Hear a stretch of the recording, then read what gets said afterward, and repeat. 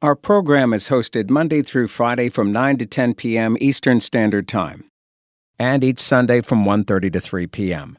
Call our toll-free number at 833-548-0276. Again, that's 833-548-0276. Dial in our meeting ID, which is 872-192-5979 #.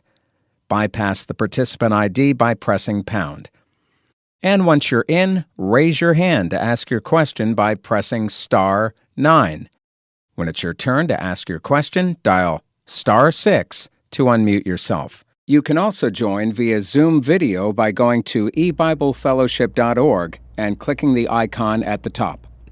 If you're calling in from another country, on our website, select the toll-free button at the top to find your country's number.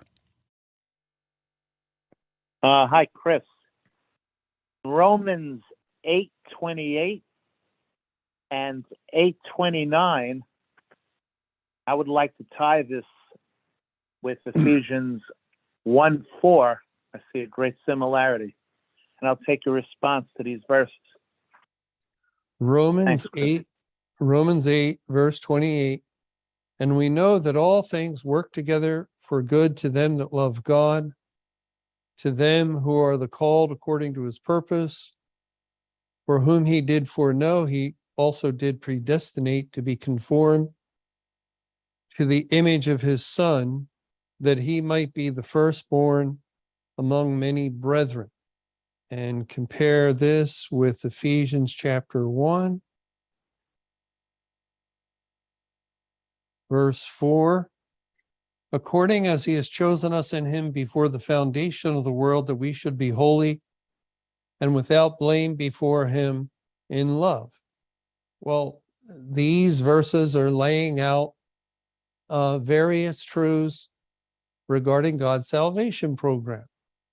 And the Bible teaches us that God's salvation program goes back to the, here it says, before the foundation of the world. And that would be in eternity past, in the Godhead.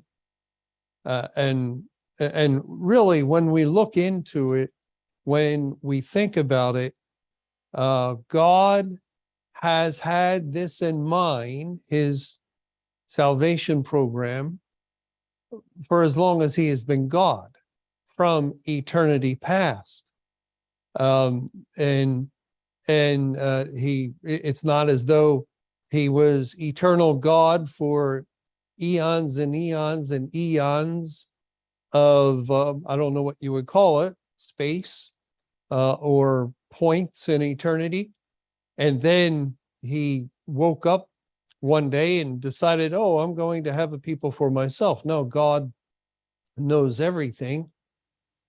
He knows the end from the beginning. And so he was always aware of what he would do. And therefore, he has always had a certain group of people in mind that he would save. And they are the elect, they are the chosen ones out of the whole of the human race. And as far as these people are concerned, God tells us back in Romans, verse 28, we know that all things work together for good to them that love God. The only ones who love God are God's elect. Well, how can you say that? All kinds of people say they love God. There are people that aren't even Christian, and they say they love God. So how can you say only God's elect love God? Because the Bible defines love for us as keeping God's commandments. And the only ones who will be able to keep God's commandments are those that God has saved and given a new heart and a new spirit. And out of that new heart, they perfectly obey and keep the commandments of God. That is love, according to the biblical definition And therefore all things work together for good to them that love God, to God's elect, to them who are the called according to his purpose. So we see that these who love God are also called. And then the Lord tells us in verse 29, for whom he did foreknow, he also did predestinate to be conformed to the image of his Son. And there is God's predestination program of the elect. So we're correct that only the elect child of God is capable of truly loving God. Well, God also says that that all things work together for good for these people, and that should not be misunderstood to think that everything that happens to them is good. No, that's not the case. Many bad things, evil things happen to God's elect. It's not a good thing to be burned at a stake. It's not a good thing to be thrown to lions. It's not a good thing if the world hates us and separates us from their company. There's many unpleasant, grievous, and tragic things full of affliction in various ways. It's not a good thing if a man's wife just cannot live with him because she cannot stand his focus on the Bible all the time and demands a divorce. God's people suffer many indignities, many terrible things, and so do people of the world. People of the world suffer various terrible things, although not for Christ's sake, not for the word's sake. But the difference is that all things, good and bad, all things work together for good for those that love God. And only the elect qualify.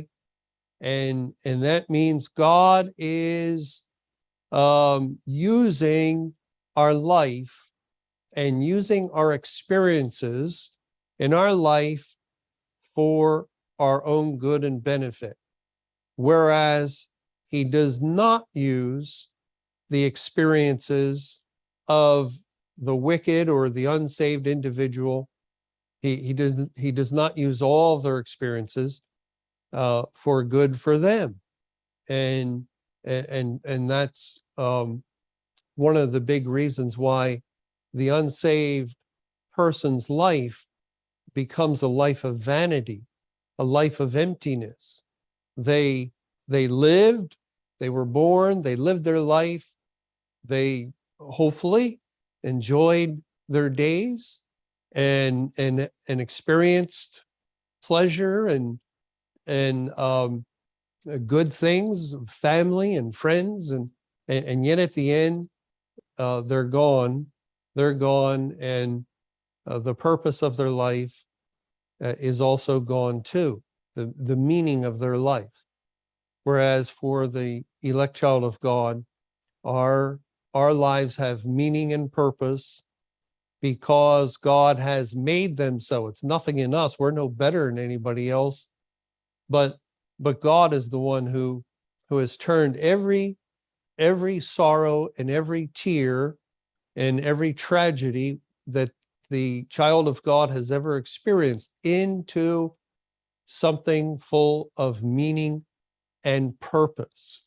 It is all working together with God's grand scheme, his overall plan for us and for his salvation program or his gospel program, whatever it may be. He uses everything. He doesn't waste a thing. And so for that, we can thank God. We can thank the Lord that he has had this mercy upon us, and we can thank him in the good times and in the bad times, because we can say the same thing at the end of a good day or the end of a bad day. Thank you, Lord, for using this day for good in my life.